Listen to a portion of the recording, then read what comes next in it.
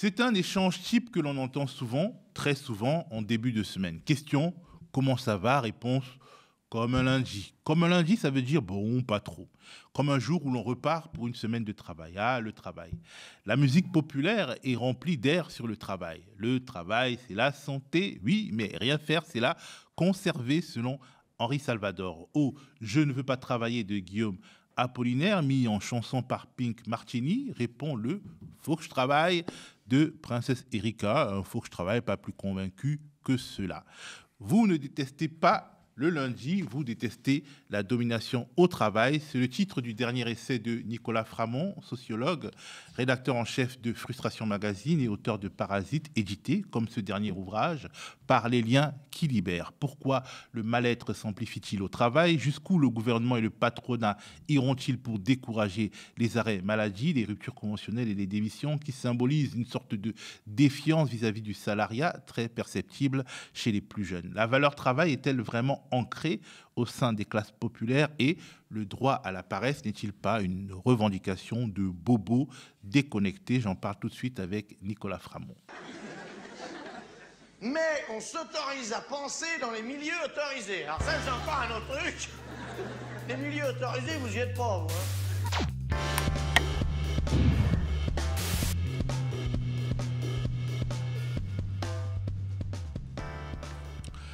Salut Nicolas. Salut Théophile. Alors, vous ne détestez pas le lundi, vous détestez la domination au travail. Pour un titre, c'est un titre, tu l'as voulu volontairement provocateur, on imagine, on va dire, tout un programme ce titre.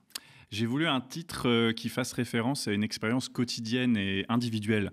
C'est la difficulté de se lever le lundi matin. On aurait pu parler aussi du stress du dimanche soir. C'est des expériences qui sont hyper universelles. Quasiment tout le monde, sauf les gens qui ont vraiment des métiers où ils ont zéro pression et ils n'ont pas de compte à rendre, n'ont pas cette angoisse-là. Donc j'ai voulu d'abord faire référence à ça, c'est-à-dire que le titre interpelle sur une expérience individuelle, et une expérience individuelle qui est trop souvent vécue de façon individuelle précisément. C'est-à-dire que face à cette difficulté à affronter les lundis matins et à affronter son travail d'une façon générale, face à la souffrance au travail, on va avoir tendance ou en tout cas, il va y avoir des injonctions à nous dire de prendre sur nous, de prendre du recul, de mieux gérer notre stress, de faire de la méditation, autrement dit, de ne pas changer le système, mais de se changer soi-même. Et donc la seconde partie du titre, vous détestez la domination au travail, mais j'aurais pu aussi appeler ça vous détestez le capitalisme, c'est un appel à faire de cette souffrance personnelle un combat collectif. Voilà. Donc le titre, il part de là. Pour moi, il n'est pas provocateur. Là, vraiment, il n'est pas comme le précédent. Il n'est pas provocateur, il est assez factuel. J'ai voulu faire vraiment écho à cette expérience commune et lui donner des justifications et trouver des pistes pour transformer ça. Tu aurais aussi pu appeler ce livre « Comment se débarrasser de son patron ». C'est le titre d'un film qui a été très populaire au début des années 80. Parce que la figure du petit chef tyrannique est omniprésente dans ton livre. Or, tu nous expliques que ce petit chef qui encombre nos vies, il n'est absolument pas indispensable. Et pour le prouver, tu retournes dans l'histoire. Dès le début du livre, tu évoques toutes les sociétés qui nous ont précédés, qui ne souffraient pas de ce que tu appelles le micromanagement.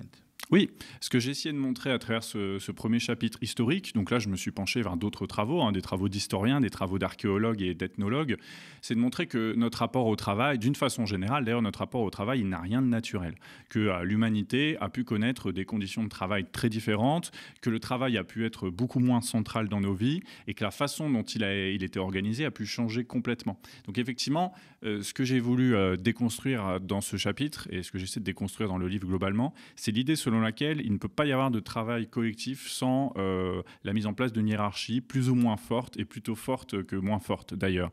Donc pour combattre cette idée reçue, j'ai montré que dans de nombreuses sociétés passées, il y avait des formes de hiérarchie beaucoup plus souples ou alors sur d'autres critères. Donc j'ai pris par exemple l'exemple de la paysannerie médiévale. Alors il y avait énormément de défauts dans ce système féodal, mais il n'y avait pas un petit chef derrière chaque paysan. Il y avait un système de taxes, c'était comme ça que les seigneurs assuraient leur domination, mais ils ne se mêlaient pas plus que ça de la façon dont le travail était dirigé. Il y avait aussi au passage tout un tas de ressources collectives. Il n'y avait pas forcément de propriété privée des ressources naturelles à ce moment-là. J'ai parlé aussi du système des corporations d'artisans et d'ouvriers au Moyen-Âge et pendant l'Ancien Régime, où en réalité le chef, c'était pas tant le propriétaire que celui qui avait de l'expérience, c'était le maître. Alors ça ne veut pas dire que c'était pas des gens tyranniques et que c'était pas peut-être cauchemardesque de travailler pour eux, mais ce que je veux dire, c'est que les critères, ils ont évolué au cours de l'histoire. Et s'ils ont évolué au cours de l'histoire, on peut les faire évoluer à notre tour. Alors justement, tu évoques au commencement des anthropologues, de l'anthropologue David Graeber et de l'archéologue David Wengrow. Pourquoi cette référence?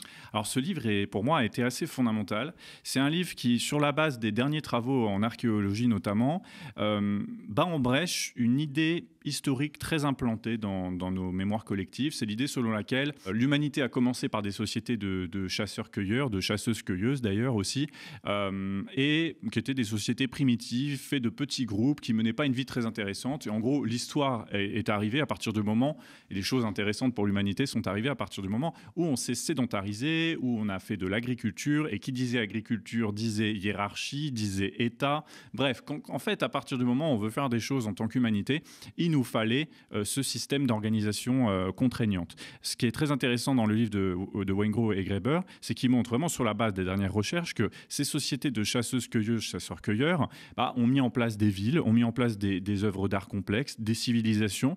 Bref, qu'il y avait beau pas avoir de division du travail forte et un rapport au travail d'ailleurs qui pouvait être distancié parce que le travail variait selon les saisons, etc. Il y avait beau ne pas avoir d'État et donc de seigneurs et de hauts fonctionnaires, eh bien ça fonctionnait quand même et on avait quand même des sociétés intéressantes dont ça vaut le coup de s'y intéresser sans balayer ça d'un revers de main en voyant ça comme des sociétés dites primitives. Donc ça c'est très intéressant, les travaux d'histoire et d'anthropologie et d'ethnologie, ils nous montrent que nos facultés humaines peuvent être employées autrement. Et ça, c'est quelque chose auquel je tiens énormément. Et pour moi, le livre de Graeber et Wengrow, il permet vraiment ça. Il donne vraiment cette respiration. Je compare à la Bible, d'ailleurs. Oui, parce que, en fait, je dis la Bible. Dans la Bible, il y a cette idée qu'il y a une bonne nouvelle, que Jésus vient, il annonce une bonne nouvelle. Bon. Alors, là, c'est un peu pareil. La bonne nouvelle, c'est que l'humanité, justement, n'est pas destinée, c'est un peu l'inverse, à être liée au péché originel, quoi. Qu'on n'est pas destiné à forcément se dominer, à avoir des hiérarchies entre nous, qu'il est possible de faire des choses très intéressantes en dehors de ces modèles-là, et que c'est bien les civilisations européennes capitalistes qui ont détruit tout autre possible, d'ailleurs en colonisant l'ensemble du monde et en imposant des systèmes de domination étatique qui se ressemblent énormément et un système de production économique qu'ils ont étendu partout dans le globe, et ce de façon violente. Ça veut bien dire qu'en fait d'autres possibles ont été tués dans l'œuf, mais ça ne veut pas dire qu'ils ne peuvent pas réémerger. Alors, le petit chef dont on parlait, finalement, il est l'enfant du capitalisme. Si on te suit bien, en Amérique et en Europe, c'est le capitalisme qui lui a donné tous ses galons.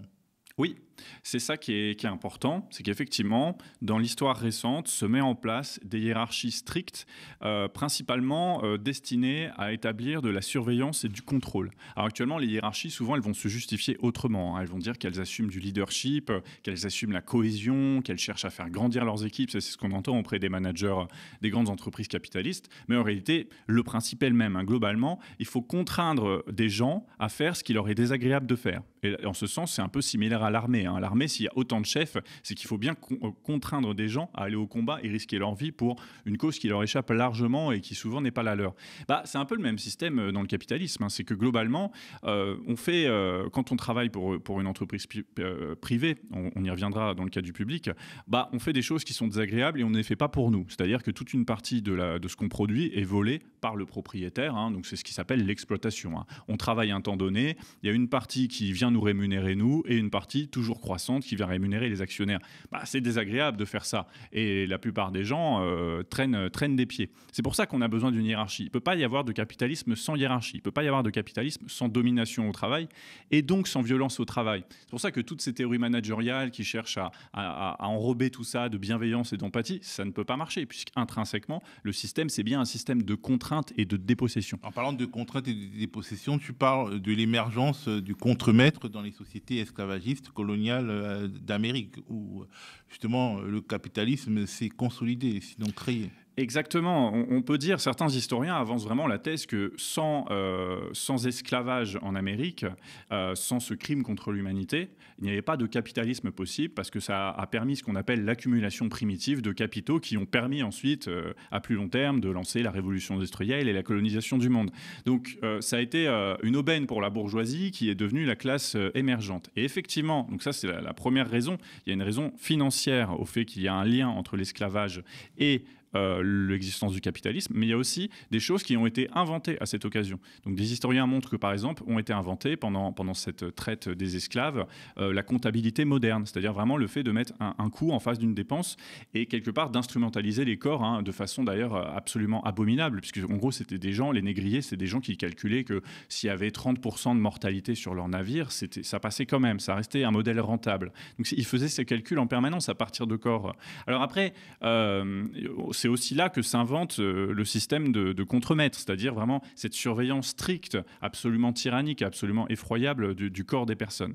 Pour autant, on ne peut pas comparer évidemment l'esclavage en Amérique au capitalisme industriel, puisque quand même il y a des choses qui sont sans commune mesure, hein. L'esclavage, ça reste quelque chose exceptionnellement violent et particulier. Pour autant, il y a bien des techniques qui ont été créées, conçues à ce moment-là, qui ensuite ont été utilisées dans tout le reste du fonctionnement capitaliste. Donc finalement, notamment lors de la révolution industrielle en Europe. Exactement. Tu évoques des batailles qui ont eu lieu à ce moment-là. Mais c'est-à-dire que oui, en fait, on a l'impression, alors l'histoire est refaite en permanence par la bourgeoisie pour nous dire que la révolution industrielle, c'est avant tout des prouesses technologiques qui ont entraîné, en toute logique, une certaine organisation du travail. Mais non, dans le livre, je restitue vraiment comment la mise au travail de la classe ouvrière européenne, c'est une mise au travail forcée. C'est parce qu'on les a privés de leurs ressources dans la paysannerie traditionnelle, qu'on les a emmenés et qu'on les a enchaînés à des postes de travail avec, en les privant de leur autonomie, de leur intelligence. Et tout ça, ça s'est fait avec énormément de résistance.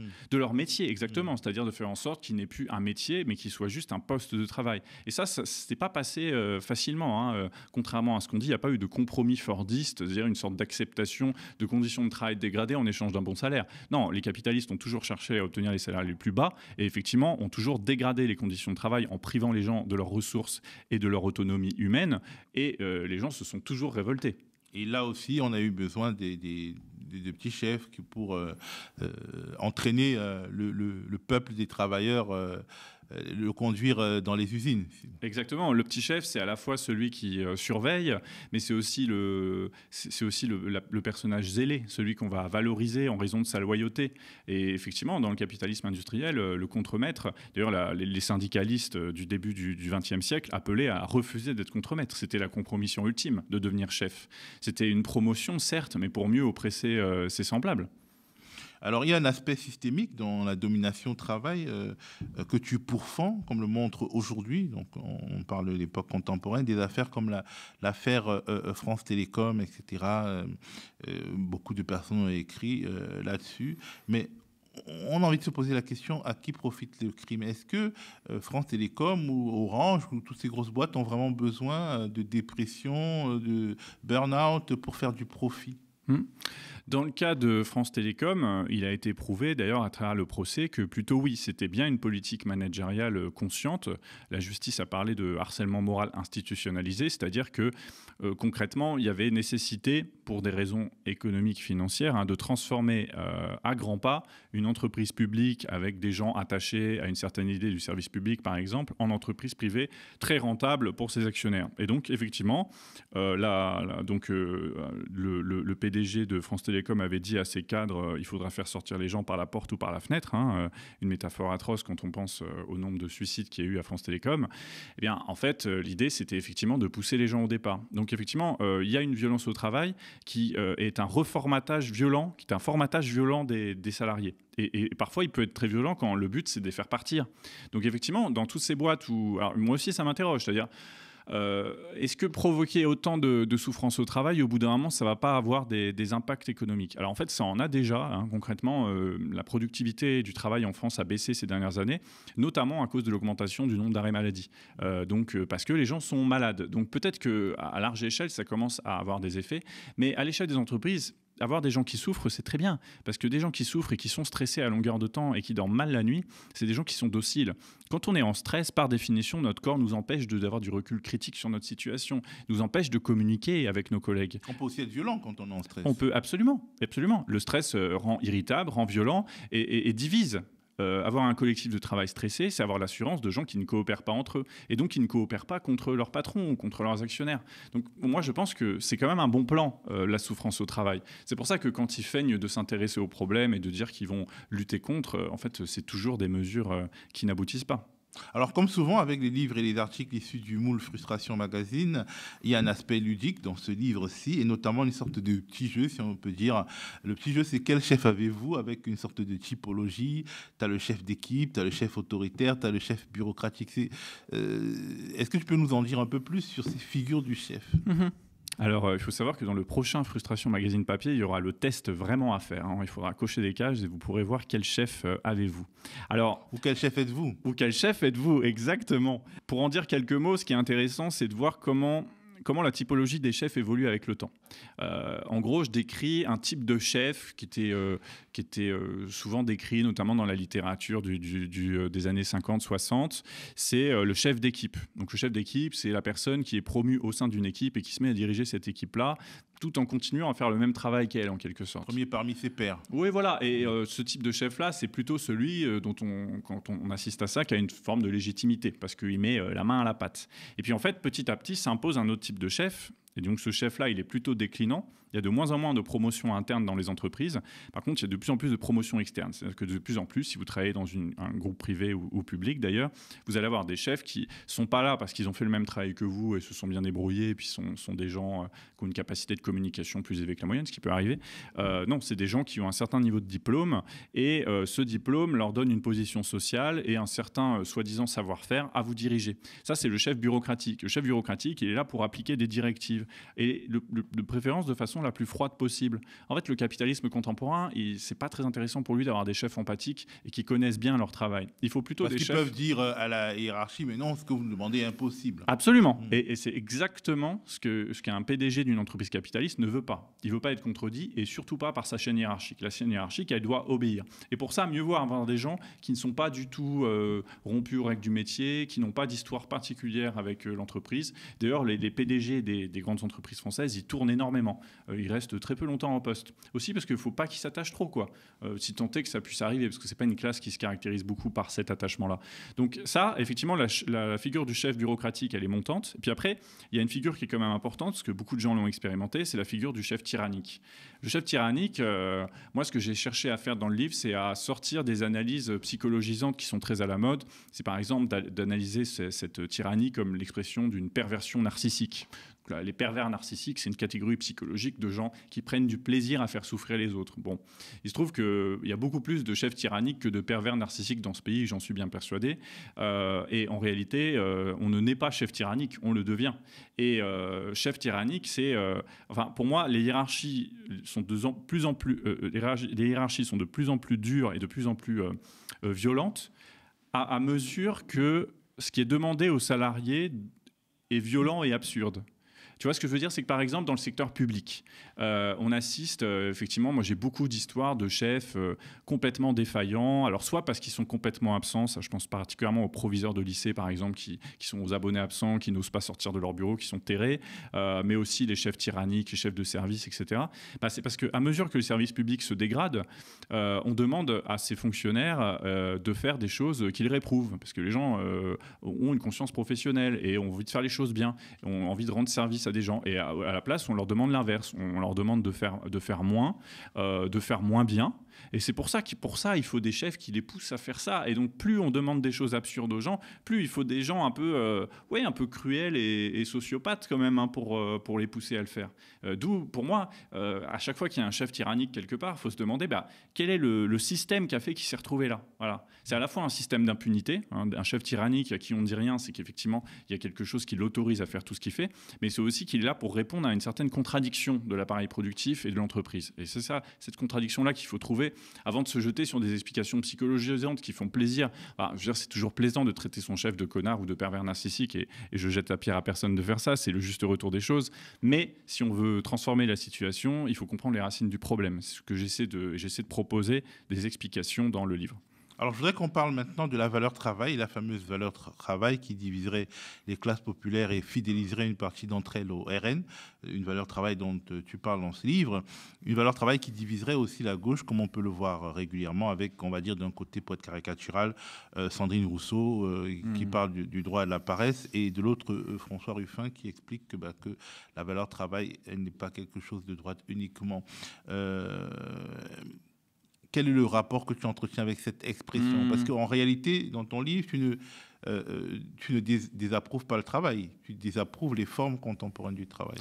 Alors déjà, il faut bien se mettre d'accord sur ce qu'on entend par travail. Pour certains, le mot travail, c'est intrinsèquement le travail sous le capitalisme et dans des systèmes de domination, auquel cas, oui, je désapprouve le travail. Je pense que le travail ne porte aucune vertu en soi, vraiment, que ça ne rend pas libre, tout ça, c'est entièrement faux. Je ne pense pas qu'il y ait de valeur travail. Je ne sais même pas une ce nécessité, que ça... peut-être. En fait, il y a des nécessités de travailler. D'ailleurs, oui, peut-être... Faire à manger. Voilà, une société, par exemple. Moi, je pense qu'il faut avoir une vision extensive du travail, et je ne suis pas le seul à dire. C'est-à-dire que dans le travail, il y a aussi le travail domestique, il y a aussi tout un tas... Le travail n'est pas l'emploi, hein. Il y a énormément de formes de travail qui ne sont pas reconnues ni rémunérées. Mais voilà, il se trouve qu'elles existent, qu'on doit faire avec, parce qu'on est une société humaine où on doit mettre en place des mécanismes pour produire des choses. Alors après, lesquels et selon quelles modalités, ça, c'est tout reste à discuter. Mais disons que, pour moi, le travail, c'est une donnée. Donc, je ne vais pas être contre le travail. Évidemment, je suis contre le travail capitaliste, et je pense que les gens qui disent qu'ils sont contre le travail, ils disent ça aussi. Mais je veux dire, par exemple, peut-on être contre le travail domestique? Tu rentres chez toi, il y a quand même des choses à faire, surtout si tu as des enfants. Être pour ou contre, ça c'est une autre question. Et surtout, la vraie question, c'est qui s'en occupe et dans quelles conditions. Actuellement, ce sont les femmes et dans de mauvaises conditions. Bon, ça c'est une première chose. Ensuite, la valeur travail, ça ne veut rien dire en soi. Moi, je ne comprends pas ce que ça veut dire. Je crois que ce qu'ils veulent dire par là, c'est l'attachement du travail comme étant quelque chose qui te fait exister aux yeux de la société, qui te valorise. Bon, évidemment, je me méfie énormément de ce discours-là. Il y a énormément de gens qui ne travaillent pas, et encore une fois, qui ne travaillent pas, qui ne sont pas en emploi. Ça ne veut pas dire qu'ils ne travaillent pas. Et je trouve ça absurde et cruel de les dévaloriser pour ça. Et ce n'est pas un modèle de société qui m'inspire. C'est pour ça que quand la gauche exalte la valeur travail sans d'ailleurs trop l'expliciter, pour moi, elle s'inscrit dans une narration qui est celle de la droite. C'est-à-dire, la droite, en gros, la droite est anti-humaniste, quoi. Pour la droite, pour exister dans cette société, il faut montrer patte blanche vis-à-vis des valeurs dominantes de la bourgeoisie. C'est la bourgeoisie, historiquement, qui a porté la valeur travail, c'est-à-dire qui a dit aux ouvriers, aux employés, de leur dire vous plaignez pas parce que c'est hyper bien de travailler, c'est super bien de travailler. D'ailleurs, on voit les députés macronistes, ils continuent de dire ça. Ils disent faut que les gens travaillent un max, faut que les enfants visitent des entreprises. Voilà. Pour eux, ça a une valeur intrinsèque. Mais ces politiques qui le disent ne travaillent pas beaucoup, comme d'ailleurs dans la Rome antique, les citoyens, entre guillemets, travaillaient très peu. Exactement, mais tu vois, il y a une hypocrisie, parce que quand tu regardes les citoyens de la Rome antique et de la Grèce antique, effectivement, ils ne travaillaient pas, ils confiaient le travail à des esclaves, mais ils n'exaltaient pas la valeur travail non plus. Hein. C'est-à-dire que vraiment, ils n'en faisaient pas une vertu. Ce qui est paradoxal avec la bourgeoisie, et c'est pour ça que c'est une classe qui ment énormément sur elle-même, c'est qu'elle ne travaille pas, elle ne s'est pas faite à travers le travail. Hein. Les grands patrons qui nous dominent, c'est majoritairement des héritiers. Pour autant, elle continue de prôner la valeur travail. Et c'est pareil sur les politiques. Est-ce que les politiques travaillent? Alors évidemment, ils vont dire je fais des journées pas possibles, etc. Mais on voit bien que c'est un travail qui n'est pas sous contrainte, qui dépend uniquement de leur bon vouloir. Et puis eux-mêmes, ils sont patrons. Ça, faut pas l'oublier. C'est-à-dire que les politiciens qui sont élus, ils sont patrons, ils ont des collaborateurs parlementaires, etc. Et je pense que ça change un petit peu leur perception du problème. Il faudrait le dire et le redire. Mais pour autant, si la valeur travail, c'est absurde, c'est un non-sens. Quel travail, dans quelles conditions? Non, parfois, il ne faut pas toujours mieux travailler que d'être au chômage. Il y a des gens qui sont plus heureux au chômage qu'au travail. Le travail peut broyer, le travail peut tuer. À partir de ce moment-là, à partir du moment où on a des apprentis de 15 ans qui meurent dans des accidents de chantier, parce que c'est le cas actuellement, je ne vois pas comment on peut dire que le travail a une valeur intrinsèque. Comme disait Henri Salvador, le travail, c'est la santé, mais ne rien faire, c'est la conserver, quoi. Mais oui, le débat là-dessus, en fait, c'est... tu te souviens, pendant les débats sur la réforme des retraites, en fait, tu as des plateaux télé avec des avocats, des médecins et des chefs d'entreprise qui viennent te dire que travailler, c'est génial, qu'eux, ils ont envie de le faire jusqu'à 70 ans. Bah oui, mais quel travail? C'est un travail où il n'y a pas de hiérarchie qui pèse sur toi, c'est un travail où tu gagnes très bien ta vie, c'est un travail où tu fais quelque chose d'intéressant et valorisé socialement. Ah bah oui, c'est sûr que dans ces conditions, ça change un petit peu la donne. C'est pour ça que ça sert à rien de parler du travail dans l'absolu, parce qu'on dit jamais ce qu'on entend derrière. Alors ensuite, sur le débat valeur travail versus droit à la paresse, moi je trouve que c'est vraiment le genre de débat miné typique du monopole bourgeois sur la narration médiatique, quoi. C'est-à-dire que le droit à la paresse, évidemment que c'est très important, et la réduction du temps de travail, c'est très important, mais on voit bien qu'on oppose deux choses qui sont des sortes d'absolus abstraits, si tu veux. Ça n'aura échappé à personne qu'effectivement une société pour fonctionner... En plus, le droit à la paresse, c'est pas le droit au repos non plus. C'est pas le droit au...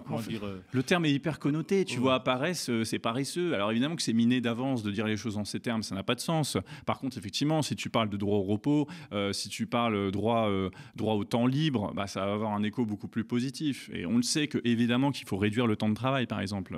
Toutes ces études économiques montrent d'ailleurs que ça aurait de l'intérêt. Et toutes ces études écologiques le montrent également, tu vois. Mais c'est vrai que la qualification du débat, valeur travail versus droit à la paresse, c'est par essence un débat miné. Donc dans le livre, je montre pourquoi je ne m'inscris pas dans ce débat-là. Il est dans des termes bourgeois, pour le coup. Justement, en ce moment, il y a le budget qui se prépare, le budget qui fait l'objet de débats parlementaires, et une des économies auxquelles a pensé le gouvernement de Michel Barnier, c'est en fait décourager les arrêts maladie, décourager les arrêts maladie pour faire des économies à la sécurité sociale. Et quelque part, ça va dans l'air du temps qui estime que les jeunes, ils ne veulent pas travailler, ils veulent être en arrêt maladie, ils veulent être au chômage, notamment via des dispositifs comme les ruptures conventionnelles, etc. Est-ce que la société bourgeoise n'a pas peur, d'une certaine manière, d'une génération qui prend trop de distance émotionnelle vis-à-vis de l'emploi? Oui, elle a de toute évidence très peur de ça, hein. Tu lis la presse patronale, ils parlent toutes ces semaines de ces tendances, alors qu'ils décrivent en leurs termes, hein, mais il y a eu la tendance à la grande démission, qui est une tendance au cœur actuel, hein. Les gens changent beaucoup plus de travail de nos jours ces dernières années. Il y a un turnover très important qui déstabilise énormément la productivité des entreprises capitalistes, donc ils ont peur de ça, à juste titre. Ils ont peur de ce qu'on a appelé pendant un temps le quiet quitting, qui est en fait la prise de distance, hein, comme tu le dis en bon français, la prise de distance par rapport au travail, c'est-à-dire refuser de s'engager émotionnellement plus que ce que le contrat de travail prévoit, et c'est déjà trop au travail. Et effectivement, ce sont des attitudes qu'on voit plutôt dans les jeunes générations, et c'est une très bonne chose. Ça, c'est une première chose. Le constat est réel. Ensuite, par rapport à ça, ils se mettent à attaquer des dispositifs qui ne sont pas utilisés en ces termes. De nos jours, ce n'est pas possible d'utiliser l'assurance chômage pour fuir le travail. C'est déjà extrêmement contrôlé, extrêmement conditionnel. Quant aux arrêts maladie, là, c'est carrément scélérat d'attaquer les arrêts maladie. Ce qu'on sait sur les arrêts maladie, c'est que la majeure partie d'entre eux ne sont pas pris. C'est-à-dire que la plupart des gens sont déjà découragés à ne pas prendre leurs arrêts maladie. Ensuite, ces arrêts maladie, ce n'est pas quelque chose qu'on obtient comme ça en claquant des doigts, hein. Ça reste un médecin généraliste qui vous les donne. Donc, c'est déjà quelque chose de très réglementé. Et ensuite, moi, je dis que c'est une mesure criminelle parce que le niveau de souffrance au travail actuel, que ce soit de souffrance physique d'ailleurs ou de souffrance mentale, est tel que, effectivement, les arrêts maladie permettent de se reconstituer et de tenir le coup. Et pour beaucoup de gens, moi j'ai pu voir beaucoup de gens dont l'arrêt maladie est peut-être la seule chose qui les protège du suicide. On en est quand même là quand on voit la dégradation de la santé mentale de toute une partie de la population. Donc, tu supprimes les arrêts maladie, tu supprimes ces moments de respiration, tu en fais des moments en plus humiliants, c'est-à-dire que s'il faut aller supplier pour avoir un arrêt maladie quand on est en burn-out, je ne sais pas dans quel état on va se retrouver une fois qu'on y sera. En plus, ils veulent de plus en plus penser des arrêts maladie sous surveillance, donc qui n'en sont plus vraiment, hein, des arrêts maladie où il faut pointer tous les jours comme on pointerait au commissariat. Voilà, c'est des démarches qui font complètement l'impasse sur la réalité de ce qu'est un arrêt de travail dans ce pays. Et deux, en fait, c'est d'enterrer et d'invisibiliser le problème de la souffrance au travail en mettant les gens en danger. Mais justement, est-ce que ce n'est pas aussi le signe d'une panique immense et d'une incapacité en réalité à penser le travail? Oui, en fait... La classe bourgeoise, c'est vraiment la classe qui est incapable de penser le travail. Elle-même a un rapport complètement ambigu au travail, Comme je disais, c'est une valeur qu'elle exalte sans cesse, mais elle se nourrit du capital, hein, donc elle ne se nourrit pas du travail, elle. Donc son rapport au travail est complètement schizophrénique. Effectivement, il y a cette peur du désinvestissement des salariés. Ça, c'est une obsession managériale également. C'est comment investir ses salariés davantage, comment faire en sorte pour qu'ils s'intéressent au sort de l'entreprise. Tu vois, il y a la fameuse journée J'aime ma boîte, hein, qui est lancée par un think tank patronal, ce qui est quand même un moment ridicule. J'ai vu dans le métro en venant qu'il y avait des affiches, par exemple. C'est quand même, quand on en est là à faire une journée J'aime ma boîte, c'est vraiment qu'on est aux abois, hein. C'est ridicule. Personne n'aime sa boîte comme ça inconditionnellement. En tout cas, c'est pas quelque chose qui se crée de toutes pièces quand on traite les gens comme ça.